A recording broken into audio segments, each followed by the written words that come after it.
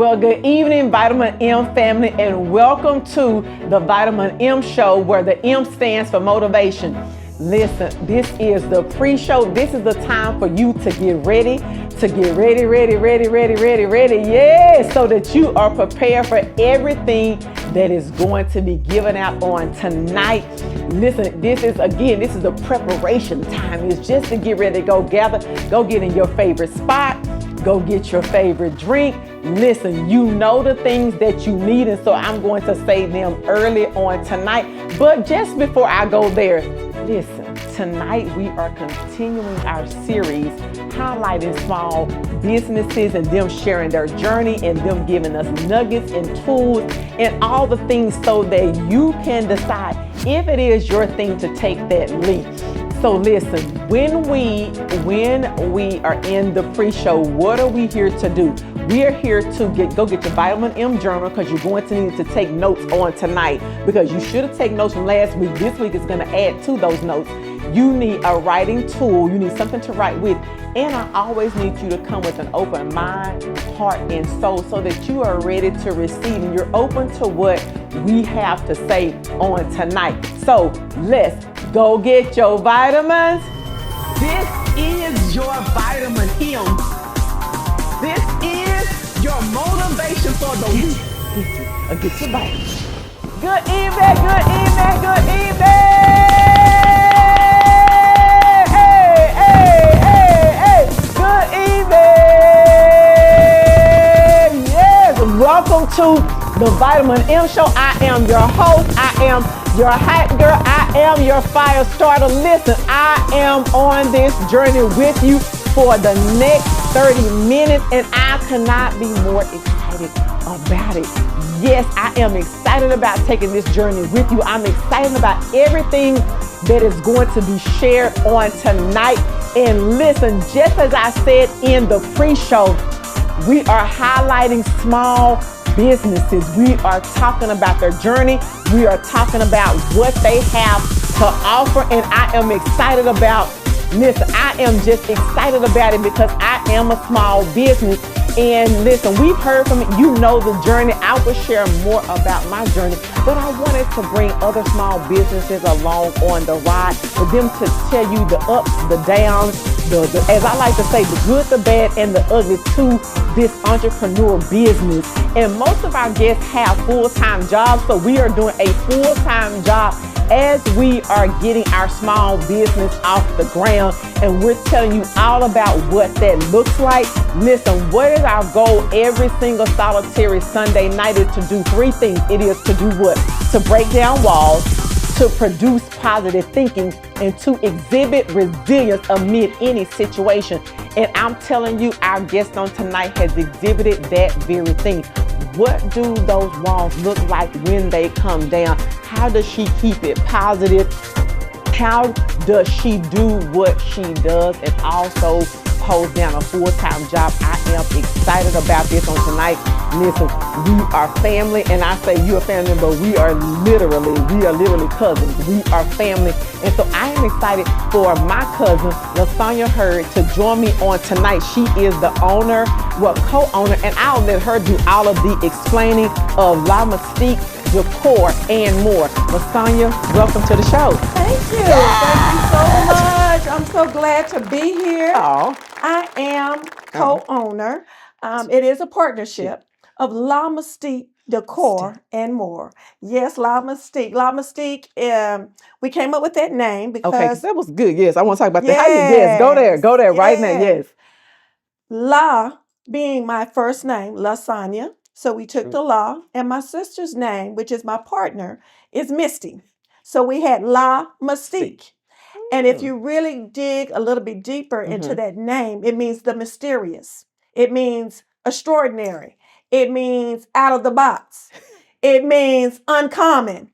It means that something that's going to catch your eye. Okay. Something that you're not used to seeing. Okay, I like that. And we're a 360 company. We do 360 photo booth. Okay. Here in Dallas, Texas. And that is where we anchored our business. However, we also do other things. Okay. We create what we call backdrops or scenescapes, I like to call them, Oh. because we are thematic. And so we go in and we do our 360. We usually have a photo frame with that theme, as well as we do a backdrop so that our clients can not only experience being and doing the videos, but we can also take part into their theme by creating an environment or an ambiance Oh. that touches that theme. We've done such things as Western. We've done themes like Mardi Gras. Okay. We've done a Las Vegas theme. We've done birthdays. We've done all kinds of events with our 360 photo booth as Yeah. well as our scenescapes. I like that. But additionally, Well, additionally, what else? we Okay, additionally, what? also create centerpieces, Oh. some very unusual centerpieces for their special Mhm. events, as well as we touch into the balloon industry. So we do balloon decor.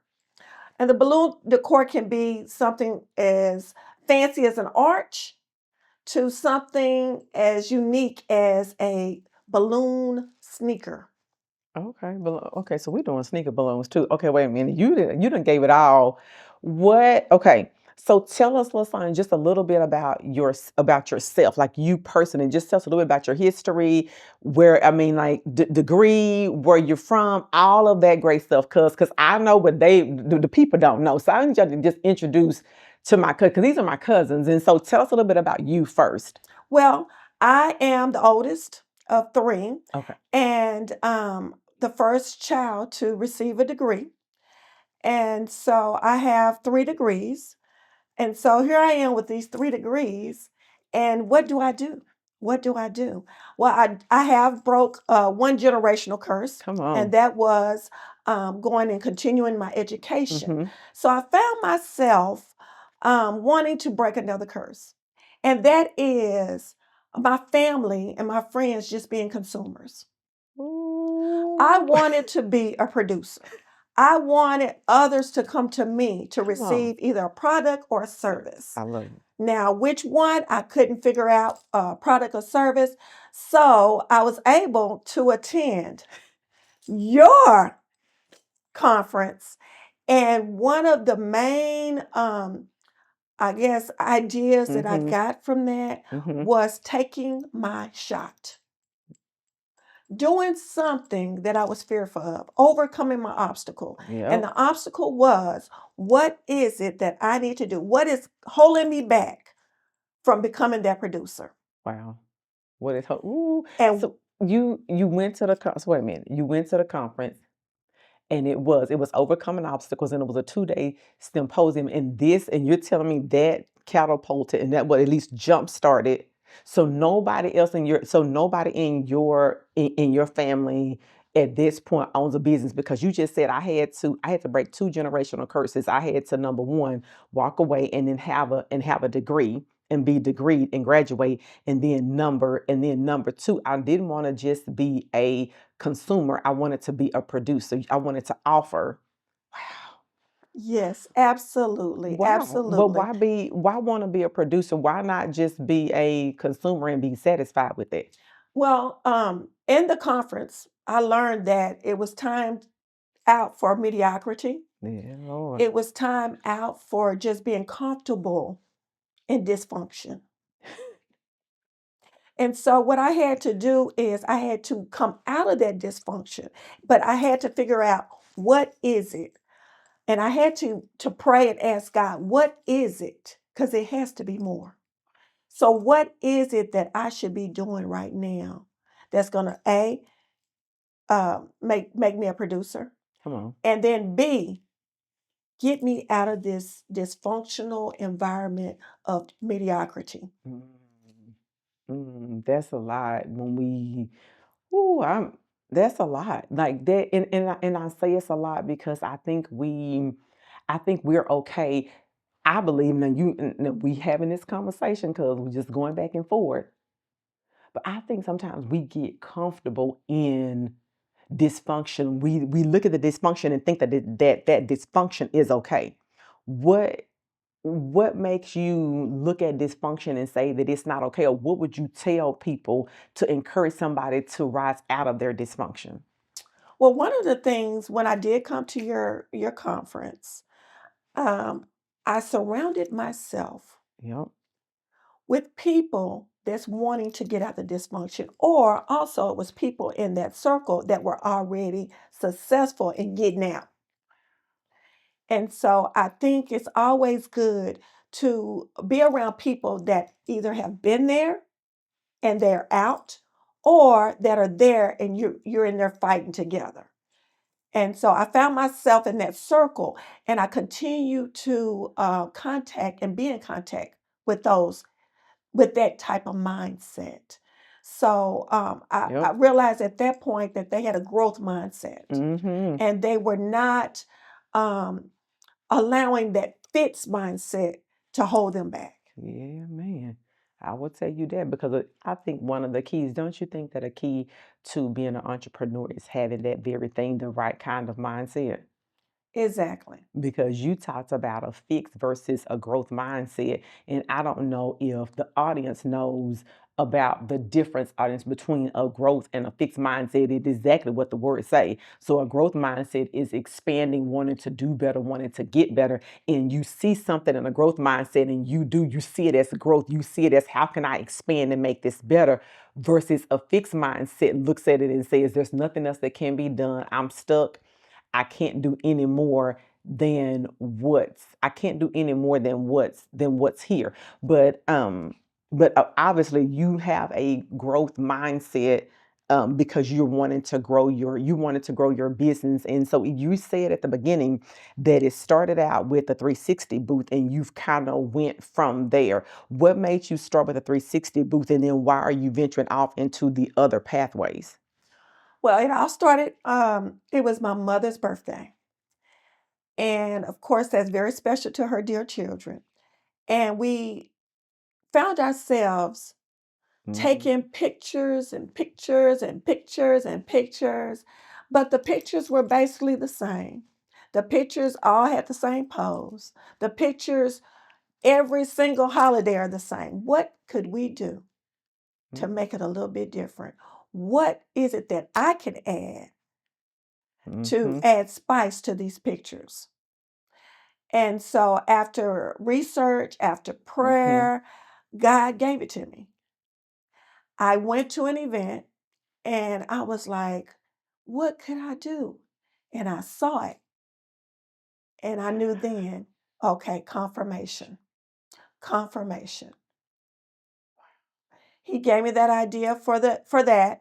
So once we implemented the Mhm. 360 photo booth Mhm. and had that experience with friends and family, and then I wanted to level up. I wanted to go to the next level. How could I make this even more interesting? Yes, we have them doing different moves and motion, but how could I take it Oh, to the next level? And that next level was the backdrops. I like that. So that when that camera is spinning in that 360 formation, it's hitting all these different angles, all these different angles. And we made sure that all of those angles that the camera hits, that they were catering to the event that was taking place. And you said backdrop, but audience, did you catch that she said it's a scene scape? So what made I mean, like just that little bit put something in my mind. When you say backdrop, I just think of just a plain backdrop. And when you say a scene scape, it does something different. Talk to us about that. Like when you say scene scape, like talk us through that. What are you wanting people to feel and to think and to walk away with? You know, when I think of scenescape, I think of um, a yard man. Does the yard man cut the grass or does he landscape? And there's a difference. There is a difference. There's a difference. You have simple, and you have this one that's leveled up and did and went way over and beyond. So when I think of scenescape, we can say backdrop, And it's exactly what you say. It's something that's hanging from the ceiling or from the Mm-hmm. wall. It's a backdrop. Mm-hmm. But a scenescape goes a little bit deeper. It's more specific. It's more detailed. And it caters to the client's needs because it meets them right there, whatever theme that they're working on, whatever theme that they're wanting, it meets them right there. So I create an ambiance of what they want, I like that. a scene. I like that. Listen, audience, we need to take a quick break. LaSanya is going in. She is, if you're listening, you're taking away all of these nuggets and everything. And we got to come back and talk about this scenescape. It's the scenescape for me. That is one of my biggest takeaways right now. So we're going to come back and talk to her further after these messages. Capture the moment. La Mystique Decor and More is here to turn your fantasy into reality. If you don't want your next event to be just another boring get-together, La Mystique is here for you. We are not just another 360-degree photo booth company. We customize every detail of the photo booth experience. Our eye-catching scenescapes will not only accentuate your next event, it will make it unforgettable.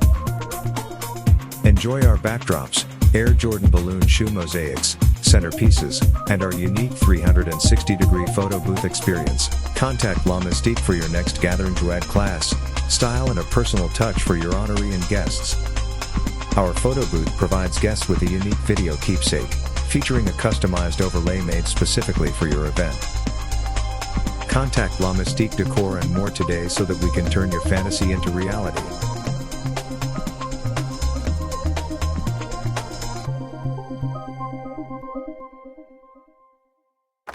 Welcome back.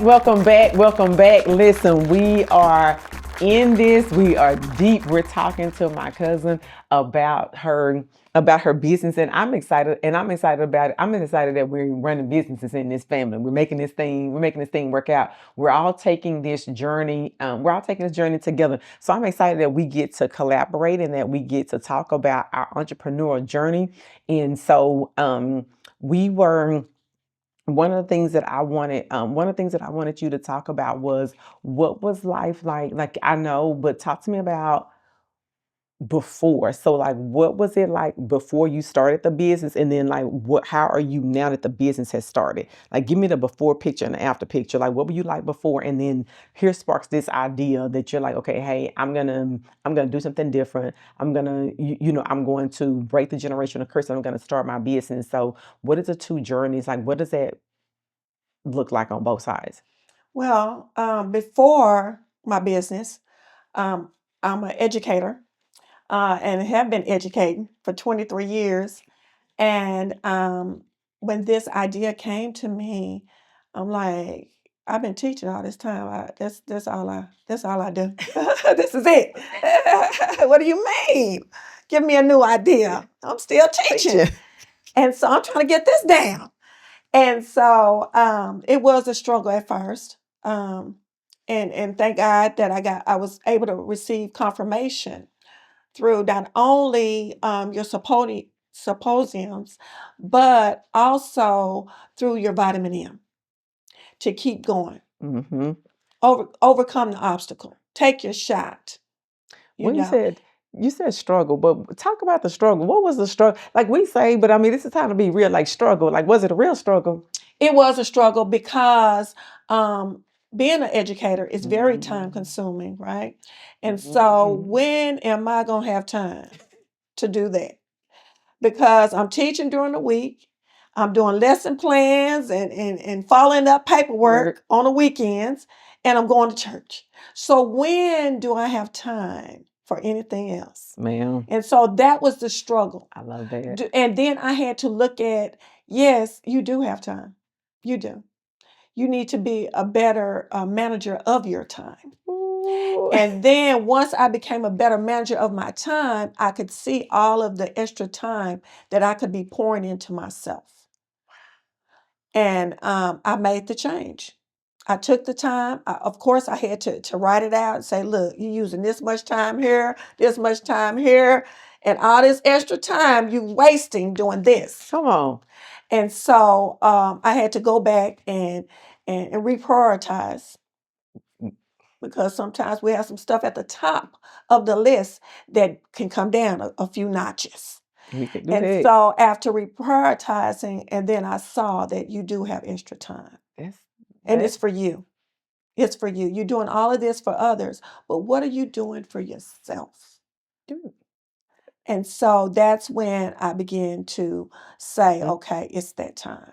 It is. That is such a, I would definitely say the same is reprioritizing and adjusting because we have we have time because I thought the same thing when I started. I was like, there's no way I have time for this. I'm with you. You know, we in education, we're on this together. And I'm Yes. like, and I've been in the classroom and now I'm in administration as a principal. And when do I have time? So, but it forces you to find the time, and you have to look at it and you have to prioritize and say, okay, wait a minute.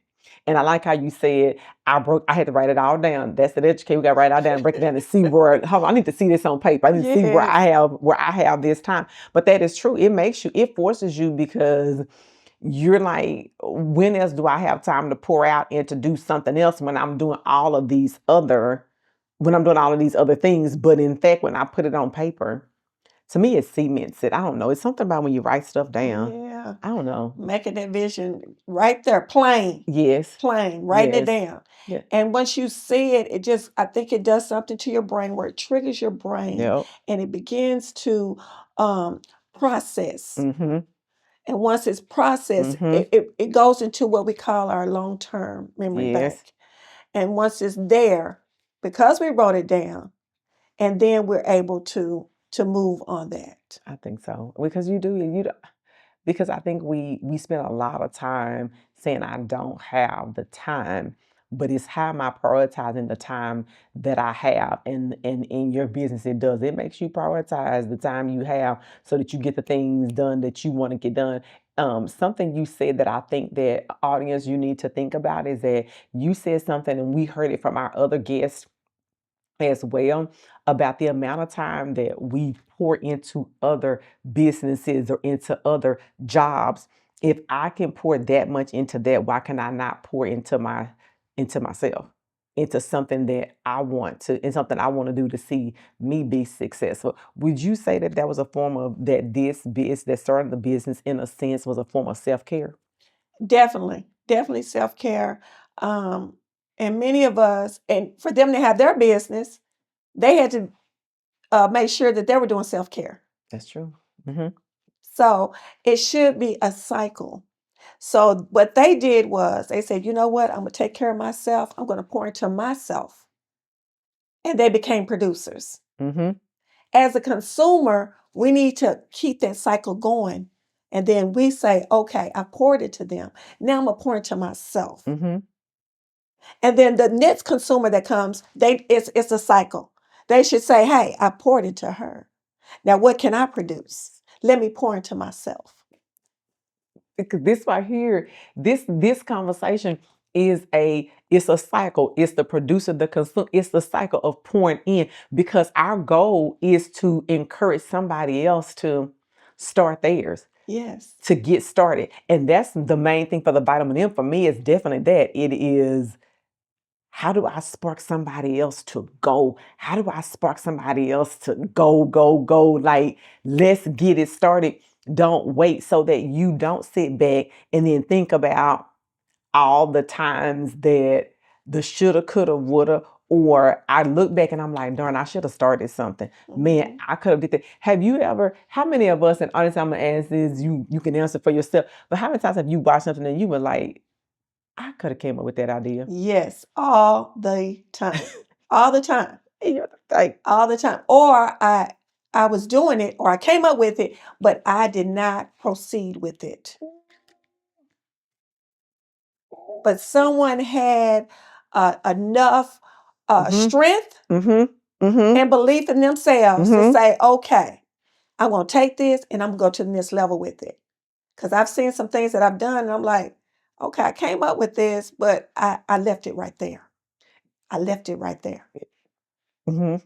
And that we do, and we don't proceed, we don't move forward. I mean, you are one of the things that I would say is you said I started out and I had to write it all down. So you wrote it all down, you made the plan, and then from the plan you then started putting it into action. And I'm going to assume there was research, there was a process behind it. Talk us through that process behind getting it moving, and like, how did you get your first client and what did that look like?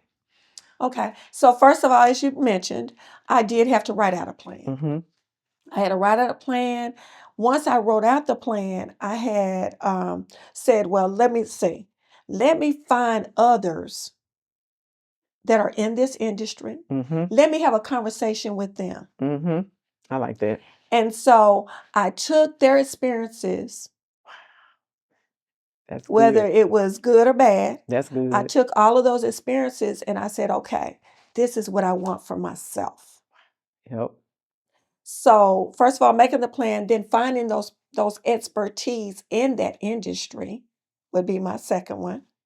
And then thirdly, I went ahead and took off. And so when I say took off, I did it because it's a passion.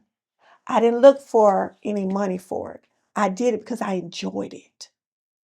So I would go to family events, family celebrations, and just do it Yep. to see what type of reaction I would get and what kind of feeling people would get from it. Once I seen that I was honing in on people's feelings and it was a good feeling, I knew I was in the right place. And so that's what triggered me off to say, hey, this is it. I can do it. You did research, is what I said. She did. Listen, you did research. You did Yes, actual research. You said, okay, you know what? I wasn't in it to try to make all the money in the beginning. Like, I'm not yes, trying, but I was trying to go out and take my product and basically do like a field test. I need to go yes, test it out. yes, Go see people reactions, people thoughts. I'm trying to gather people opinions. What is give me basically like a live survey. Let me do a live survey to see. I like that. I think that audience, I think that's a good takeaway, because I do think that at times we can get into something and think I'm gonna make I gotta get to make all of this money. No, sometimes we need to get in and see the niche to see yes. okay, these are the people. But you said I went and I did my research. I looked at the people that was doing it well and even their mistakes. So I was learning from their mistakes and then crafting it to be my own, That's right. and then going to go find out the number one thing that I think we forget, because I was going to ask you about that. Acquiring customers. Like, how do you acquire customers, and then what does that look like building that relationship? Because I think we leave the customer piece out.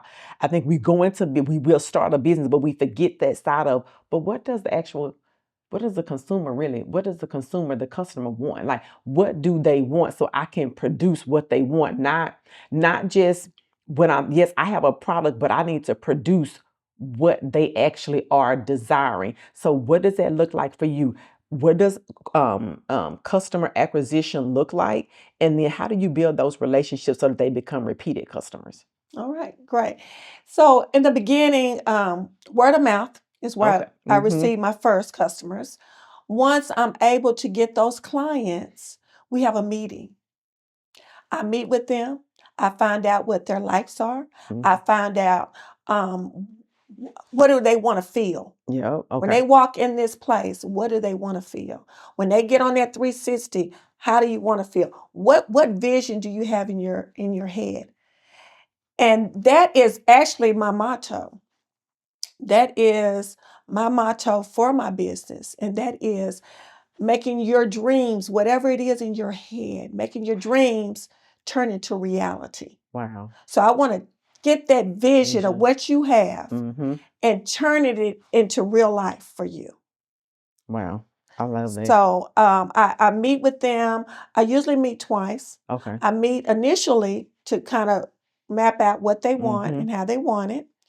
And then the second meeting is right before the event Yep. to make sure we have everything covered Mm-hmm. and we have everything that they want. I love that. Yes. I love that. That is a great customer acquisition because you're like, I need to see your vision first. I need to know your likes, your dislikes, so that we produce what you want. And then right before, have I covered all the things that I need to cover? Ooh, okay. That is And then I sent off an email okay. thanking them for their allowing me to serve them, as well as on my 360 photo booth. They will receive text or email with their video, but with their video, it always says my name, Mystique Decor and More. Thanks you for allowing us to turn your dream into reality. I love it. And that with this, I could not end better than what she just said. Like, I don't even know what to say after that. I love it. Tell us how can we get in contact with you guys? Because if I want to utilize your service, how do I contact you? Well, we can be contacted on all social platforms. Okay. We're on Facebook, we're on Twitter, we're on Instagram. It is Mystique Decor and More. Awesome. Listen, if you know all the things that they are, that they have the capability of doing. She's talked about a 360 booth, specialized centerpieces, the scenescape, whatever you need. Mystique Decor and More are your girls. They are the people to go to. Listen, I want you to think about them this holiday season when you are preparing for Thanksgiving, or you are preparing for a birthday, you're preparing for Christmas, when you're entering the new year for your New Year's party. You need to connect with them. We are here to support one another. So listen, this has been your Vitamin M. I am thoroughly enjoyed these small business episodes. It has been a pleasure. Again, this has been your Vitamin M, and we will see you on next week. Join us next week to get your weekly dose of Vitamin M.